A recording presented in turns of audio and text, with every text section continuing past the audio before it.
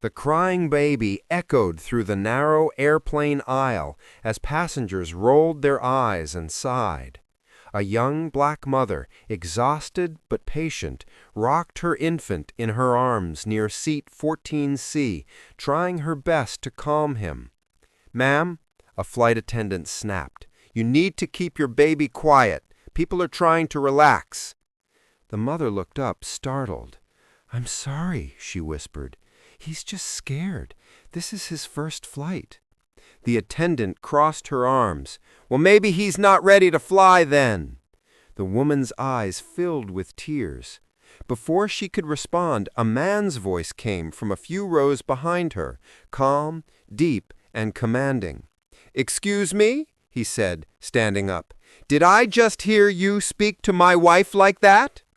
Every head turned. The flight attendant froze. The man walked forward slowly, his presence instantly commanding the aisle. He was tall, composed, wearing a tailored black suit that looked far too sharp for coach. The young mother blinked in disbelief as he approached. "Marcus," she whispered softly, "it's fine." "No," he interrupted gently, "it's not." He turned to the attendant. "You owe my wife an apology." The attendant scoffed, glancing around for support. "Sir, I'm doing my job. She was disturbing passengers." "She was soothing our son," Marcus replied evenly. "There's a difference." The attendant frowned. "Sir, if you continue interrupting, I'll have to ask you to sit down." "And if you continue disrespecting my family," Marcus said calmly, "I'll have to make a call." The attendant blinked. A call?" "Yes," Marcus said, lowering his voice, "to the corporate line." There was something in his tone, quiet confidence that didn't sound like bluff. The attendant rolled her eyes. "Sir, please don't make threats." Marcus didn't reply.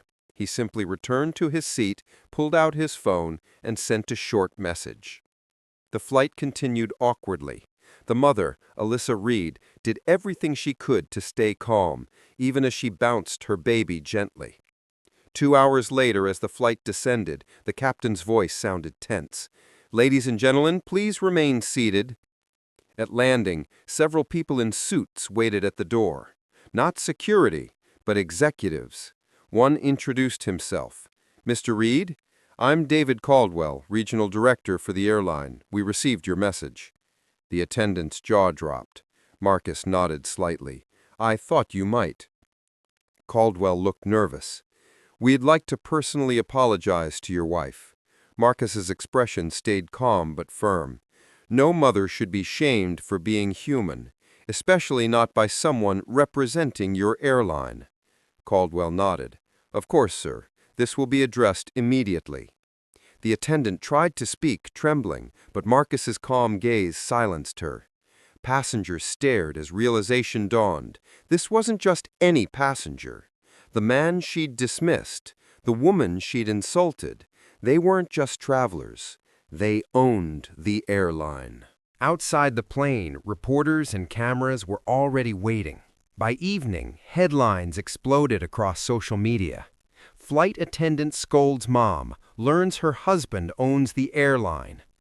Millions shared it, praising Alyssa's grace and Marcus's quiet power. Yet Marcus didn't respond publicly. He didn't need to. The next day, a statement appeared on the airline's website, signed by Marcus himself. "When compassion is missing, service fails." Today, we launch Wings of Empathy to train every crew member in patience and respect for all travelers. He didn't fire the attendant. Instead, she was reassigned to help train others, to teach from her mistake. Weeks later, she sent Alyssa a heartfelt note. "That day changed me. I realized I saw a tired mother instead of a strong woman. I'm sorry." Alyssa smiled, showing it to Marcus. "People can change," she said. He nodded. "That's why we lead, not with anger, but with example." Their story became a lesson in leadership, empathy, and quiet strength. In an interview months later, Marcus summed it up with one line that went viral again. Power isn't proven by what you own. It's shown by how you use it, especially when someone underestimates you. If you've ever been judged, underestimated, or dismissed for no reason, Alyssa's story is your reminder that dignity speaks louder than anger. Comment below if you've ever faced a moment where you wished you'd spoken up. Share this video to remind the world that kindness isn't weakness, it's wisdom. Subscribe for more stories that expose the quiet power of grace, patience, and courage. Alyssa didn't fight back with rage. She let her composure change the room. Marcus didn't flaunt his authority. He used it to teach, not punish. That's real power. The next time you see someone struggling, a mother, a worker, a stranger, don't roll your eyes. Offer understanding. Because you never know who they are, what they've been through, or what strength they carry behind their calm. So stay kind, stay humble, and remember, every seat on that plane, from first class to the last row, deserves the same respect. Because true class isn't bought with a ticket, it's shown in how you treat others.